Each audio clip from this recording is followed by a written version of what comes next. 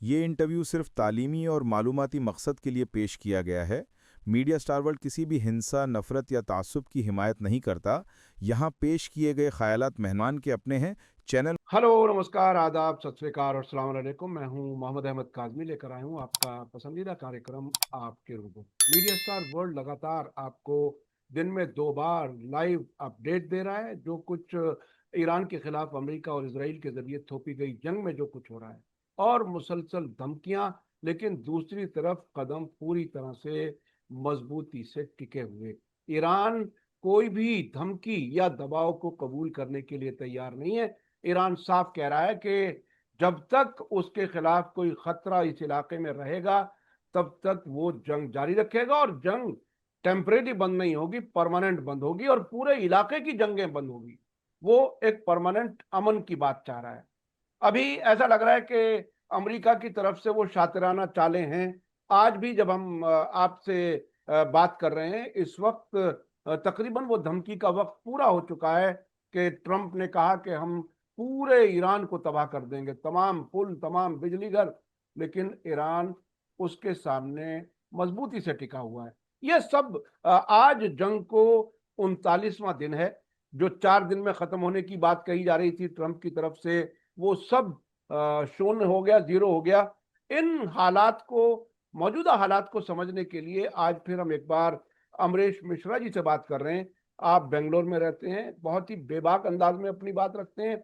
उनके कई YouTube channel इसलिए हटा दिए गए कि वो सच बोलते हैं, मुसलसल जद्दोजहद कर रहे हैं, और कभी कभी कुछ पर्सनल किस्म की मुश्किलात भी सामने आती हैं, लेकिन उसके बावजूद ये मिश्रा जी मजबूती से खड़े हुए हैं।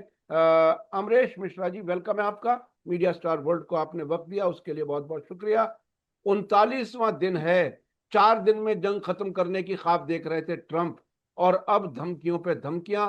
पहले 48 घंटे की धमकी, फिर उसे 5 दिन के लिए और बढ़ाया गया, 10 दिन के लिए और बढ़ाया गया।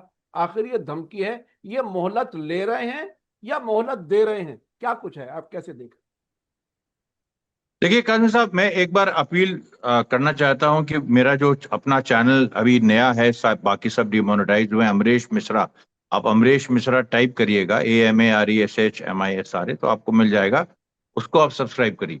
देखिए, इसमें यहाँ पर जो पूरी परिस्थिति बन रही है, कल की प्रेस कॉन्फ्रेंस से शुरू करते हैं, वो बहुत ही महत्वपूर्ण है।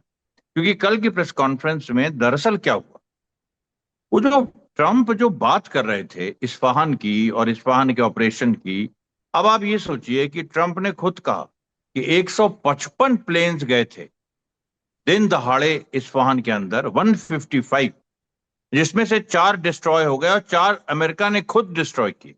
ये ट्रंप का कहना था कल। और ये बात ट्रंप ने भी कही, पीट हेग्सेट ने भी कही, उनके जनरल केन ने भी कही, और CIA के चीफ जॉन रेडक्लिफ ने भी कही। 4 लोगों ने बार बार एक ही बात। अब कि दुनिया में इससे बड़ा ऑपरेशन नहीं, तो एक पायलट को छुड़ाने के लिए, एक पहले उन्होंने वहां से एक्सट्रिकेट कर लिया था, एक पायलट को छुड़ाने के लिए 155 प्लेन्स क्या जाएंगे? दरअसल ये कोशिश थी इस्फहान से एनरिच्ड यूरेनियम उठाने की, हम्म, ये असली कोशिश। हम्म, और इस कोशिश में अमेरिका बुरी तरह से पराजित हुआ है। वहां पर इरानियन जो, देखिए वहां पर ईरान में क्या हुआ, इस्फहान में, संडे की बात है, इसी संडे की, 4 लेयर्स ईरान ने बना दिए। एक IRGC का एरोस्पेस जो वो है, वो रिमोटली मॉनिटर कर रहा था। दूसरा, ग्राउंड पे police commando, plus Basij guerrilla जो टेरेन को जानते हैं, प्लस उसके साथ साथ और भी जो इस तरह की स्पेशलाइज्ड यूनिट्स हैं डिफरेंट फील्ड्स की, ईरान की, वो लगी थी। चार चार लेवल पे ये फोर्सेस थी।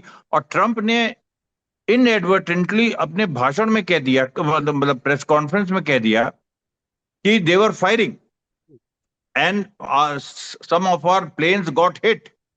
लेकिन वो वापस चले गए, फिर वो उन्होंने सेफली लैंड हो गए, कोई इंजरी नहीं हुई क्रू को। हालांकि जो जनरल केन ने कहा कि इंजरी हुई है। अब यहां पर सवाल ये उठता है कि 155 तुम्हारे प्लेन गए, तुमने वेनेजुला में भी क्लेम किया था कि हमने भाई मदुरो, क्लेम किया मदुरो को उठा लिया, लेकिन वहां तुमने ये तो कम से कम कहा था कि 100 से ज्यादा वेनेजुलन और क्यूबन मारे गए। यहां तुम एक बार भी नहीं कह पा रहे हो कि 155 एयरक्राफ्ट गए, गोलियां चली, तुम खुद मान रहे हो, और उसके बाद ना कोई ईरानी मरा और ना कोई अमेरिकन मरा। एक भी ईरानी इन्होंने कैजुअलिटी ली तो ट्रंप अगर एक होती तो कम से कम 100 बताते। एक भी इरानियन कैजुअलिटी नहीं हुई। इसका मतलब है, अच्छा दूसरी बात आप देखिए, जो गैप्स है इनके इनकी प्रेस कॉन्फ्रेंस में, इन्होंने कहा कि हमने एक बहुत बड़ा डिसेप्शन लॉन्च किया और एक अलग जगह हमने दिखाया ऑपरेशन हो रहा है, और इधर कुछ लोग कुछ जहाजों ने जाके उस पायलट को उठा लिया। तो वो डिसेप्शन नहीं था, वो दरअसल ये था। अब देखिए इसमें खेल देखिए, ये कह रहे हैं कि डिसेप्शन हमने किया, पायलट को उठाना हमारा असली मकसद था, लेकिन पायलट को उठाना इनका डिसेप्शन था, असली मकसद इनका था यूरेनियम उठाना। ये पूरा सर के बल आप खड़ा कर दीजिए हर चीज को। यानी बिल्कुल, ये हुआ है। यानी सच को झूठ, झूठ को सच, उसमें भी कई कई लेयर। यानी इस तरह से देखिए, आप वॉर हिस्टोरियन हैं और आपने जिस तरह से ये जो इस्फहान वाले ऑपरेशन के बारे में आपने बताया, वो बहुत इंपॉर्टेंट इंफॉर्मेशन है। और ईरान के मीडिया से भी और अलग अलग तरीके से वो छन छन के आ रही है कि असल मकसद एनरिच यूरेनियम उठाना था, अब उसमें नाकाम रहे। मुझे याद आ रहा है ईरान के इस्लामिक रेवोल्यूशन के बाद में, जब तेहरान में अमरीकी एम्बेसी को रेवोल्यूशनरी स्टूडेंट्स ने जो कंट्रोल किया था, कब्जा किया था, उसमें काफी बड़ी तादाद में तकरीबन 55 या 60 डिप्लोमेट्स थे अमेरिका के, जिन्हें हॉस्टेज बनाया था। उनको छुड़ाने के लिए हेलीकॉप्टर्स भेजे गए थे। और तबस एक जगह है जहां जी, जी, वो बिल्कुल। अरे रेगिस्तान है, उसी ये वहां वो इस आपस में टकरा इस्फहान करके गिर गए थे। जी, इस्फहान से अगर आप 200 मीटर, वो ग्रेट इरेनियन डेजर्ट जी जी तबश वहां है। जी, हाँ जी, हाँ और ये जो जहां ये घटना हुई है वो प्लेटो है जी जी जी जी, इस्फहान का। बिल्कुल। तो दोनों में 100-200 किलोमीटर का फर्क है बस। जी जी जी जी जी, अब मैं ये समझना चाह रहा हूँ, ये जो धमकी है कि साहब हम पूरा तबाह कर देंगे ट्यूसडे शाम तक, आज जब हम आपसे बात कर रहे हैं, हो सकता है जब वो वीडियो लोगों तक पहुंचे, लेकिन साहब ईरान बिल्कुल धमकी का असर नहीं मान रहा। आपको याद है जब जंग शुरू नहीं हुई थी तभी धमकियां आ रही थी, और ट्रंप को गुस्सा आ रहा था कि साहब ईरान सीरियस नहीं लेता, धमकी का असर ही नहीं होता। अब तो जंग में है पूरी तरह से, इतनी तबाही हो चुकी, इतने लीडर्स मारे जा चुके, कल भी आईआरजीसी के खुफिया महकमे के सरबराह मारे गए हैं। ईरान पे धमकी कोई काम क्यों नहीं कर रहे?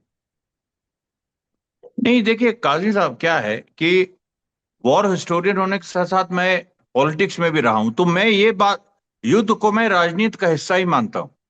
तो जैसे राजनीति में एक लाइन तय होती है कि भाई ये लाइन है, हमको इस तरह से ममता बनर्जी को हराना है, ये कह के, लेकिन हम फेल हो गए।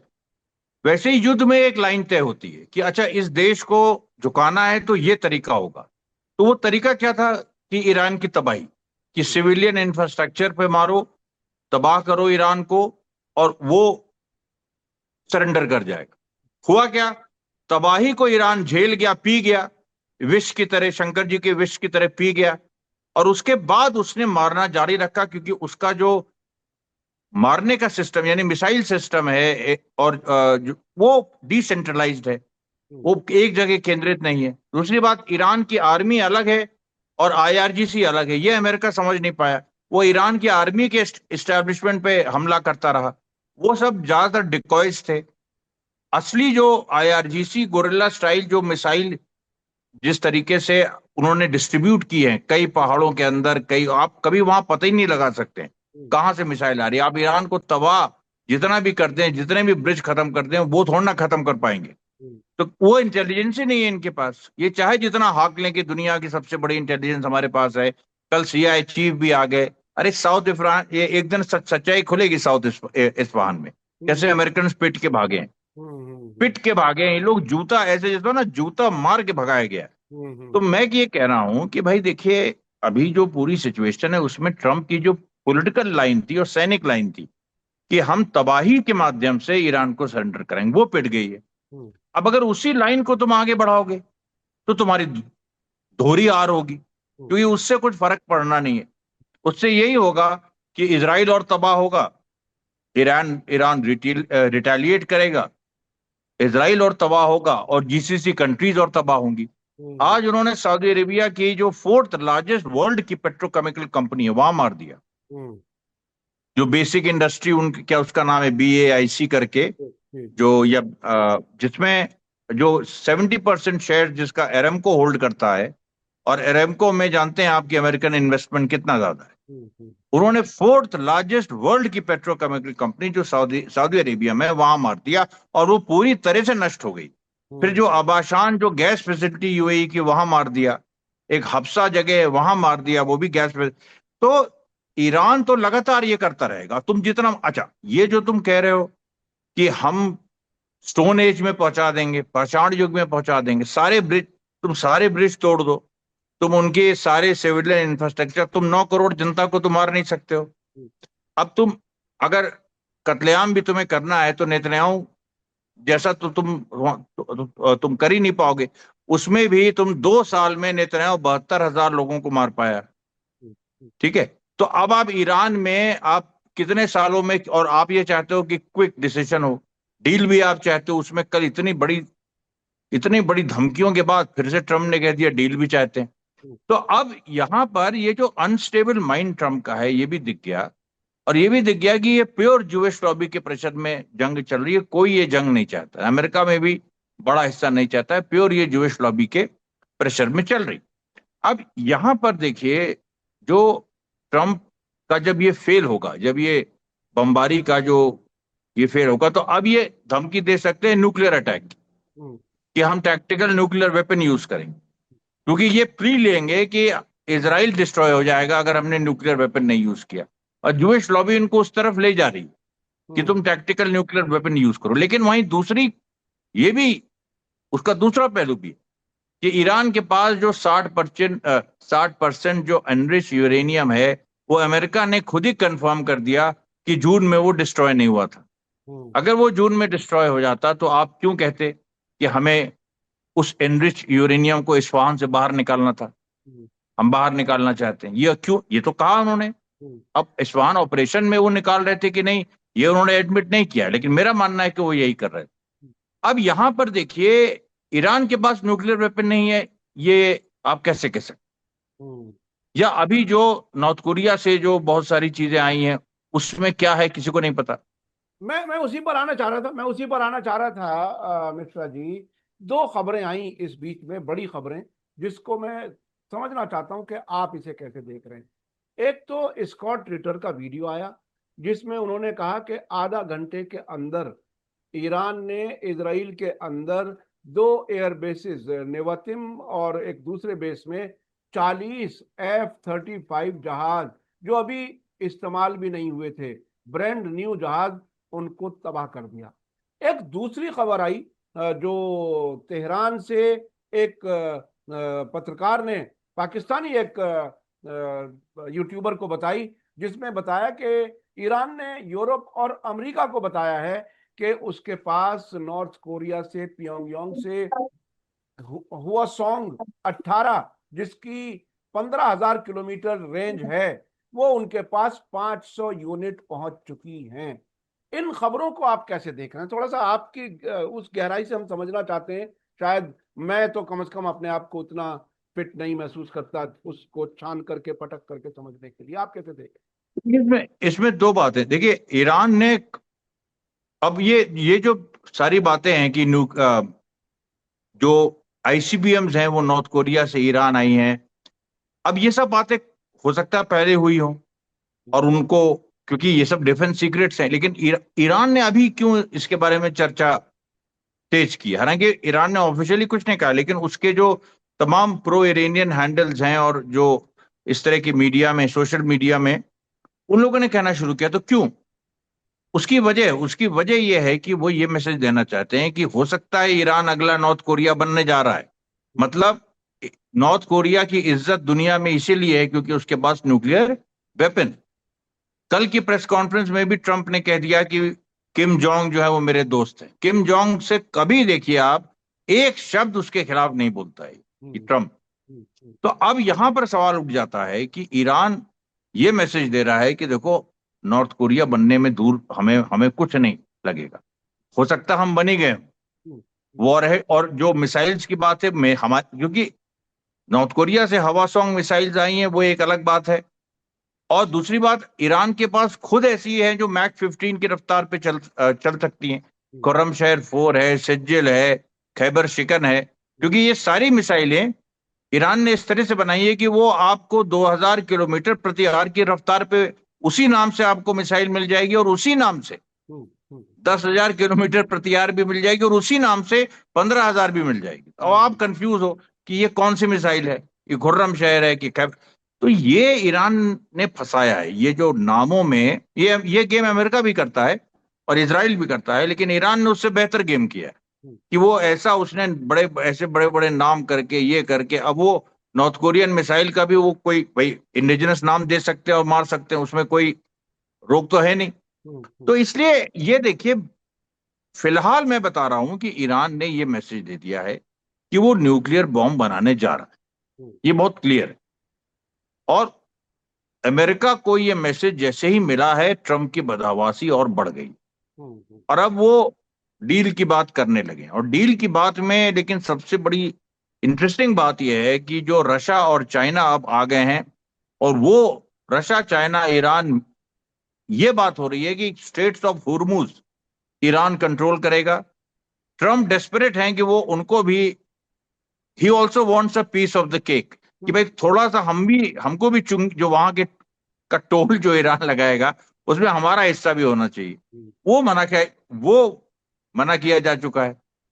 अभी जो इस्लामाबाद में मीटिंग हुई, जिसमें Pakistan, Egypt, Turkey, Saudi Arabia, उसके बाद पाकिस्तान के मेरे ख्याल से foreign minister, correct me if I am wrong, वो चाइना गए, चाइना के फॉरेन मिनिस्टर से मिले, जॉइंट स्टेटमेंट आया। उस जॉइंट स्टेटमेंट को पढ़िए, उसमें ये साफ है कि स्टेट ऑफ हुर्मुज में, वो कहीं भी उसमें नहीं लिखा है कि ईरान को छोड़ना होगा, और इंटरनेशनल वो जैसे पहले था 28 फरवरी के पहले, वहां पर स्टेटस को पे नहीं लौटेगा।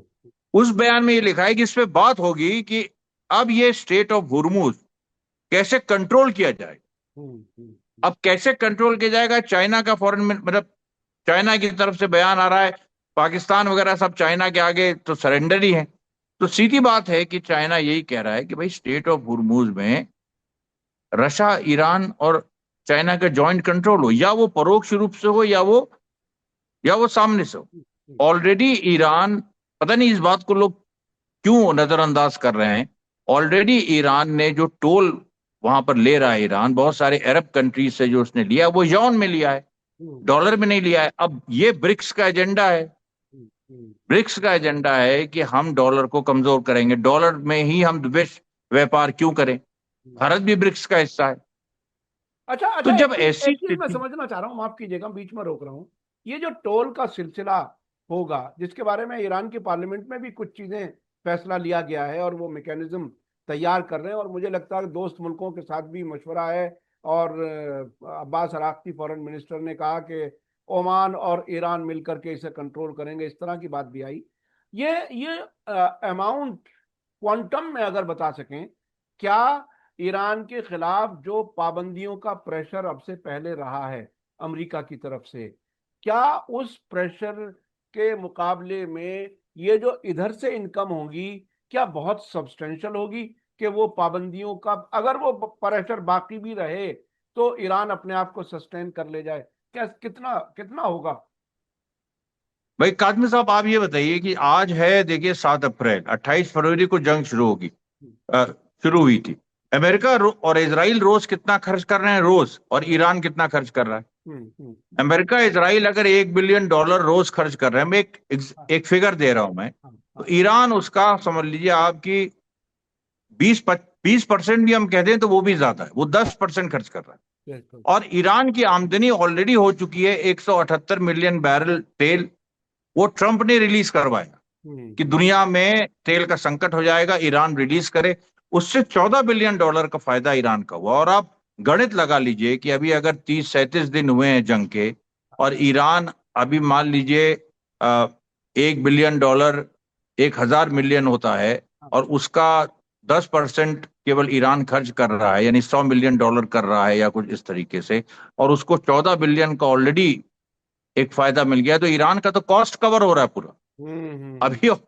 और होर्मुज से जो टोल की बात है वो अलग है, हाँ। वो तो एक अलग चीज है, वो जी उससे तो मुनाफा है वहां, जी और जी। ऑलरेडी ले चुका है। देखिए ऐसा भी नहीं है कि, अब एग्जैक्ट फिगर्स हम लोग को नहीं पता, भारत को भी, भारत के कुछ जहाज वो कितने में छूटे, पाकिस्तान के कितने में छूटे, 11 जहाज वो हो सकता है, मुझे तो लगता है अमेरिका ने पैसा दिया है, क्योंकि 11 जहाज जो पाकिस्तानी झंडे लेके छूटे वो हाँ। अमेरिकन जहाज थे, वो अमेरिका के लिए थे, हम्म। तो अमेरिका ने पैसा दिया है, इसका मतलब। तो हम्म।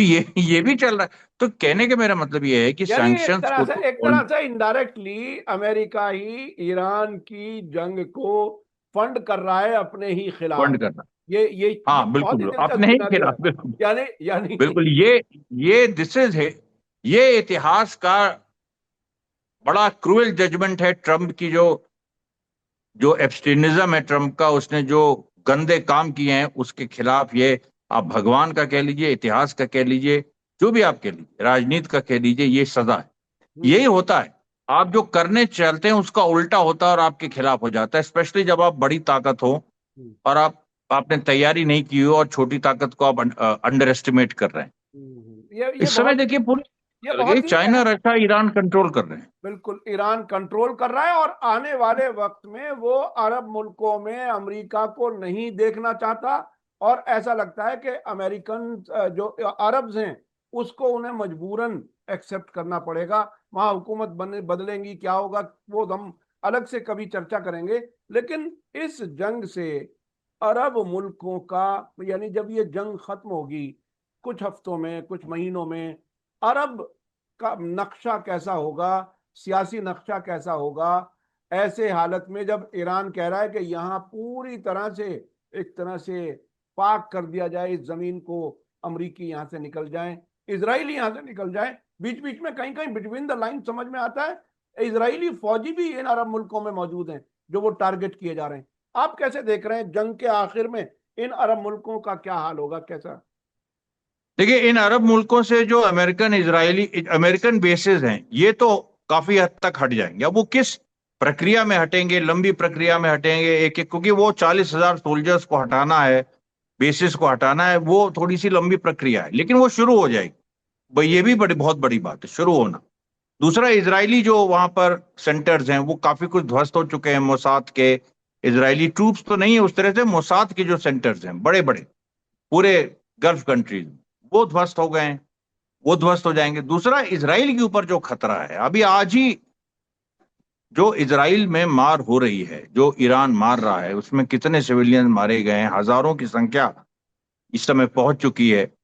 और उसके साथ साथ उनका नेवतीम एयरबेस पे उनके प्लेन उड़ा दिए, हाइफा में उनकी जो 70% गैस और तेल की जो सप्लाई है ईरान की, वो कट चुकी है।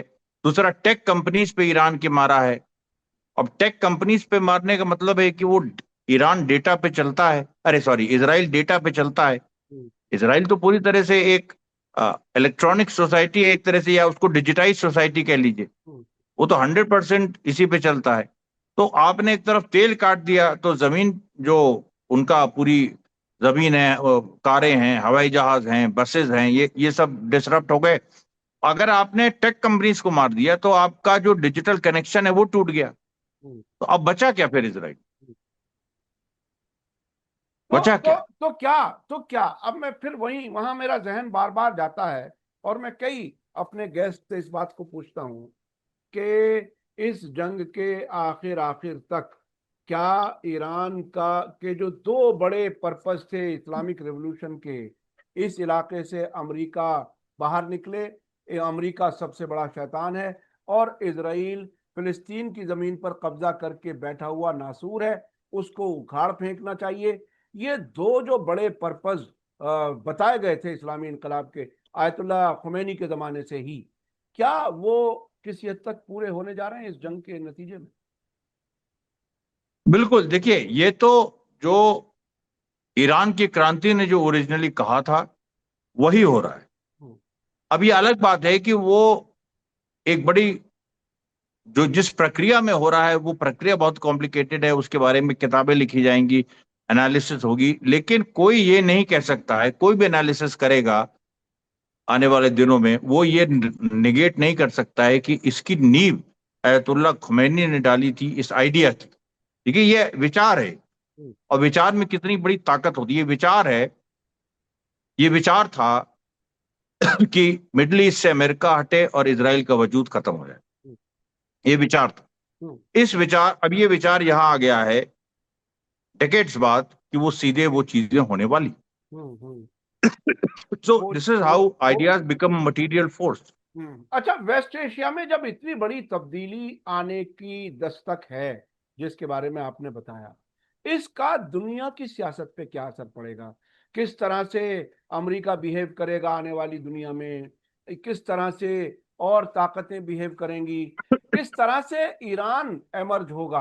क्योंकि ईरान ने जो अपनी ताकत जाहिर की है, बहुत से मुल्कों का, बल्कि दुनिया का शायद ये उसूल है कि उभरती हुई ताकत के साथ लोग जुड़ जाते हैं। हमारे भारत की क्या हालत होगी? हमने जो पिछले गुनाह किए हैं उसकी हम माफी मांग के हम भी लाइन में खड़े होंगे गैस सिलेंडर की ईरान के सामने। क्या कुछ होगा? ये जो जंग है, देखिए इसमें रीअलाइनमेंट हो रहा है, और रीअलाइनमेंट अब पुराने तरह से नहीं हो रहा है कि मल्टीपोलर वर्ल्ड से आगे चली गई चीजें। मल्टीपोलर वर्ल्ड से चीजें आगे चली गई। चीजें यहां आ गई हैं कि अब अमेरिका को दबाया जाएगा। अमेरिका पोल भी नहीं रह जाएगा, क्योंकि एक तरफ रशिया, चाइना, ईरान उभर गए हैं एक ब्लॉक के रूप में, और मिडिल ईस्ट और वेस्ट एशिया, गल्फ कंट्रीज उनके साथ आ जाएंगे। इजराइल खत्म हो जाएगा। उसके बाद क्या होगा? उसके बाद यूरोप जो है वो भी अमेरिका से कन्नी काटेगा। तो अमेरिका तो आइसोलेट हो गया।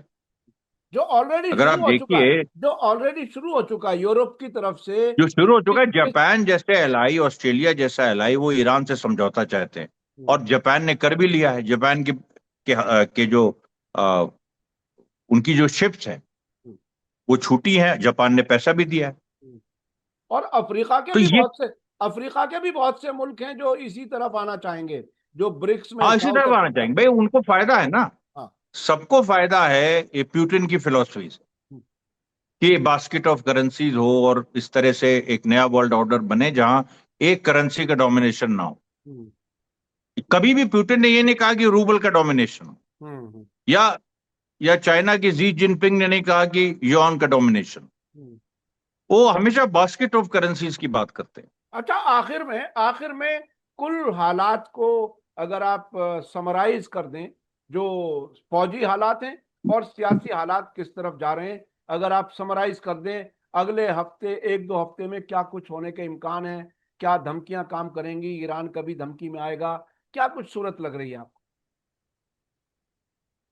काजमी साहब, देखिए ईरान जीत गया है, और ईरान की जो जीत है ये लोगों को समझना चाहिए। ये उस तरह की जीत नहीं है कि जैसे आज से 20 साल पहले जंगें होती थीं, या कारगिल में भारत जीत गया, या फलानी जंग में फलाना देश जीत गया।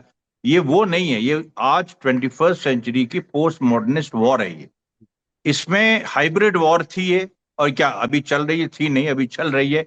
हाइब्रिड वॉर में क्या होता है कि आप केवल टेरिटरी के लिए लड़ाई नहीं होती, बल्कि टेरिटरी के लिए तो यहाँ कोई लड़ाई ही नहीं है। वहां आइडियाज की लड़ाई होती है, वहां टेक्नोलॉजी की लड़ाई होती है, और वहां हथियारों की भी लड़ाई होती है। लेकिन हथियार भी देखिए, अभी तक ऐसे चले हैं, मिसाइल वॉर एक दुनिया ने नहीं देखी। उसके बाद यहाँ पर जो जंग होती है वो इकोनॉमी की होती है, यहाँ जंग साइकोलॉजिकल होती है, यहाँ जंग डिजिटल होती है। तो ये इतने फेजेस में ये जो जंग, कॉम्प्लिकेटेड जंग जो ये चली और चल रही है, और आने वाले दिनों में हो सकता है कि लंबी खींचे, कोई आश्चर्य की बात नहीं है, क्योंकि जितनी लंबी खींचेगी उतना अमेरिका, इजराइल कमजोर होंगे। तो इसलिए ये जो जंग है, ये हाइब्रिड वॉर, एसिमेट्रिक कह लीजिए, हाइब्रिड कह लीजिए, जो भी कह लीजिए इसको, ये इसमें ईरान की विक्ट्री हुई। ये एक फाइनल स्टेटमेंट है जो कई महीनों तक या सालों तक बदलने नहीं वाला। बदलने वाला नहीं है। ईरान जीत चुका है हर सतह पर। जिस तरह से डराया जाता था साहब, पूरी दुनिया को डरा करके रखा जाता था मीडिया के जरिए, जो जायनिस्ट लॉबी के हाथ में है, और वो अमेरिका और इजराइल की ताकत इतनी बढ़ा करके बताते थे, जिसकी हकीकत अब ईरान ने बिल्कुल सामने। अब तो हमास को अल्टीमेटम दिया जा रहा है, आप हथियार छोड़ दो, नहीं तो आपसे बात नहीं होगी। हिजबुल्लाह को धमकियां दी थी, हर दिन 100 तक भी हमले किए हैं हिजबुल्लाह ने। ईरान तो अरे वो काजमी साहब, वो फ्रंट सेटल हो गया है। गाजा में हमास जीत गया है, लेबनान में हिजबुल्लाह जीत गया, वो फ्रंट खत्म हो गया। अब क्या लेबनान पे क्या कोई बात करेगा, जब लेबनान पे जो सबसे बड़ा हथियार अमेरिका का था, नवाब सलाम उनका प्राइम मिनिस्टर, सुन्नी और क्रिश्चियन प्रेसिडेंट, जब वो सरेंडर कर गए। और शुरू में जब जंग हुई थी तो बड़ा उन्होंने बोलना शुरू किया था हिजबुल्लाह के खिलाफ। आज क्या स्थिति है? आज लेबनीज आर्मी हिजबुल्लाह का साथ दे रही है। लेबनीज आर्मी में कितने लोग मारे गए, शहीद हुए हैं, वो सब क्रिश्चियंस है। क्रिश्चियन मैरोनाइट्स जो हैं, उनके जो गांव हैं इजराइल और ये लेबनान इजराइल बॉर्डर पे, वो किसके साथ खड़े हैं? अभी डिबल एक गांव है जहां लड़ाई हुई, वो क्रिश्चियन डोमिनेटेड गांव है, वहां पर लोग हिजबुल्लाह के साथ खड़े हुए। तो मेरे पास तो फैक्ट्स हैं। बिल्कुल आपके पास फैक्ट्स हैं जिसकी बुनियाद पर आप कह रहे हैं कि ईरान जीत चुका, हिजबुल्लाह जीत चुका, हमास जीत चुका, और मैं समझता हूं हूथी अंसारुल्लाह जो है वो भी जीत चुके। जिस हाँ, वो तो जीते ही हुआ है, वो भी वो तो जीते पहले हुए। से जीता है। तो ये कमाल की जंग है, और जिसकी शुरुआत याहिया सिनवर जैसे लोगों ने 7 हाँ, अक्टूबर ये हमेशा याद 2023 रखना चाहिए। को। ये उस आदमी, बिल्कुल। ये फिलिस्तीनियों का जो ये यह्या सिनवार ने ये कहा था कि ये जो 7 अक्टूबर है ये रीजनल वॉर बनेगी, हम्म। और रीजनल क्या, वो वर्ल्ड वॉर बन गई। और वर्ल्ड वार बन गई, और जो दादागिरी वाले मुल्क थे वो सारे जीरो होते जा रहे हैं दिन ब दिन। बिल्कुल। किस किस नहीं, ये याह्या मैं सिनवर। तो काजमी साहब, मेरे तो रोंगटे खड़े हो जाते हैं। मतलब उस शहीद का, वो शहीद ही नहीं, वो थिंकर भी इतना बड़ा, बिल्कुल जिसने दुनिया को, मतलब उसका स्तर जो है वो माओ त्से तुंग या स्टालिन से कम नहीं है। वो बहुत बड़ा आने वाले दिनों में एक बहुत बड़े क्रांतिकारी नेता और विचारक के रूप में यह्या सिनवार जाने जाएंगे। आखिरी मिनट की जो वीडियो थी साहब, वो कितनी कमाल की थी। एक हाथ हाँ, जख्मी, और ड्रोन आता है तो उस पर वो मारता है और वहीं शहीद हो जाता है। और बाद में जब मेडिकल रिपोर्ट आई तो बताया गया कि 72 घंटे से उस आदमी ने कुछ नहीं खाया पिया था, उस हालत में जंग लड़ी। बताइए। और उस के नजरिए का नतीजा, एक तरफ आपने बताया इमाम खुमैनी का नजरिया आज तक की काम कर रहा है, और उस तरफ से फिलिस्तीनी रेजिस्टेंस हमास और उनके साथियों का नजरिया, जिसके नतीजे आज दुनिया देख रही है।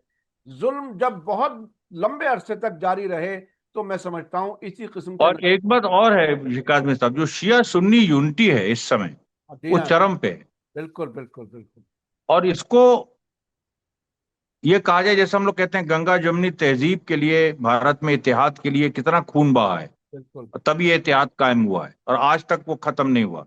1857 में, अभी देखिए ये जो शिया सुन्नी खून बहा, हाँ, जिसने अमेरिका इजराइल के खिलाफ जो लोगों ने कुर्बानी दी, जितने भी ऐसे अरब मुल्क के लग्जरी प्रोन लोग हैं जो बहुत बड़े बड़े अपने को सुन्नी धर्मगुरु मानते थे, शिया में भी एक हिस्सा है जो खुमैनी का विरोध करता, खामनेई का विरोध करता, आज वो कहाँ है? हाँ, बिल्कुल बिल्कुल वो सब खत्म है। बिल्कुल। उस नजरिए के खिलाफ जो भी आया वो कहीं टिक नहीं पाया। आयतुल्लाह खामेनाई कहा करते थे, आपने शिया सुन्नी की बात छेड़ी ना, मैं एक याद दिला देता हूं लोगों को। आयतुल्लाह खामेनाई ने कहा अमरीकी सुन्नियों से और ब्रिटिश शियों से बचो। उसका सार ये था कि सुन्नियों में टेररिज्म और दूसरी तरह की बीमारियां पैदा करने का ठेका सीआईए ने लिया हुआ है, इसलिए उनसे बचो। और ब्रिटिश MI6 जो खुफिया एजेंसी है, उसने शियों में इख्तलाफ फैलाने का काम किया है। हाँ, आज भी लंदन में दर्जन से ज्यादा टेलीविजन चैनल चलते हैं जो बहुत ही शियों के लिए अट्रैक्टिव नाम है, मजहबी उसमें जज्बात नजर आते हैं, लेकिन उसमें सुन्नी शिया नफरत फैलाने का काम होता है, और हाँ, बिल्कुल बिल्कुल। MI6 उनको फंड करती है। तो देखिए, बुरे लोग, दुश्मन के एजेंट लोग कहीं भी हो सकते हैं, चाहे वो सुन्नी हो या शिया हो या किसी भी धर्म के लोग हों। जो ईमान बेचने वाले लोग होते हैं वो कहीं भी मिल सकते हैं। इसी तरह से ईरान में हमने देखा प्रोटेस्ट के दौरान भी कुछ थे लोग, और अब कहाँ हैं वो लोग, सब गायब नजर आ रहे हैं। बहुत बहुत शुक्रिया अमरीश मिश्रा जी, आपने बहुत ही अहम थैंक यू। जानकारी दी हमारे दर्शकों को। मैं अपने नाजरीन से, दर्शकों से कहूंगा आज का वीडियो आपको कैसा लगा कमेंट्स में जरूर लिखें, और ज्यादा से ज्यादा लोगों तक शेयर करें। इसी के साथ मुझे दीजिए इजाजत। धन्यवाद, शुक्रिया। जय भारत, जय। हमारे चैनल मीडिया स्टार वर्ल्ड को सब्सक्राइब कीजिए और बेल आइकॉन दबाइए ताकि हमारी हर नई वीडियो का नोटिफिकेशन आपको सीधे मिलता रहे। अगर आपको हमारी खबरें पसंद आती हैं तो उन्हें अपने व्हाट्सएप, इंस्टाग्राम, फेसबुक और ट्विटर अकाउंट्स पर शेयर करना ना भूलिए, ताकि और लोग भी हकीकत से वाकिफ हो सकें।